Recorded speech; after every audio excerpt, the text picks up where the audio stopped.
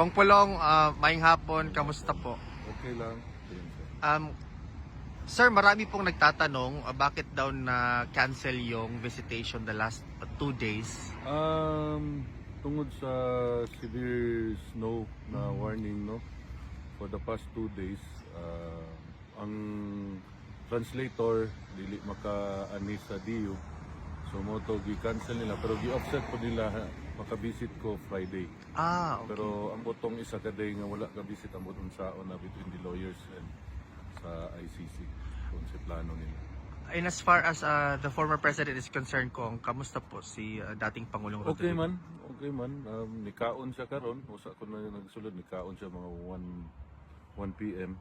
Pagsulod ako mo pay paghuman po nikaon. Mura gihapon. Iyahang kuan Fanta Zero karon kay walay stock Coke Zero ana. Pati ito mga chips. Mura niya sige pangutana about sa pagdumala namo sa Davao. Akong gi-inform siya na so far okay man ang para sa ako ambot sa mga taga Davao nga okay man pagpapadagan ni Basti. Kasi pangutana nagkinsa daw ang Vice Mayor, anak ko nga ang imuhang apo si Rigo. Kumusta po daw?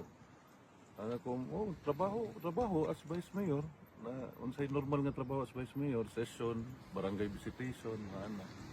So okay man tanan. Kumusta po siya sa kang Omar? So dugay mi wa nagstorya pong Omar, papoy balita. Sir, usaping politika lang po. Ano po yung reaksyon ninyo doon sa press conference ni Governor Chavit Singson na kinarakterize ni Yusek Claire Castro na parang a form of inciting to sedition daw, sir? Anything you say against the President is always inciting to sedition. Kay mga talawan man ang piste na. Demokrasya man kumusulti ko bogo inyong Presidente, inciting to sedition. Kung sa'yo gusto, magdebate mo ni Ferdinand Marcos, o manay nahuman. Di lang po kumusulta, naniinit ako na kong ulugin. Kapoy magkastorya mga bugo, God.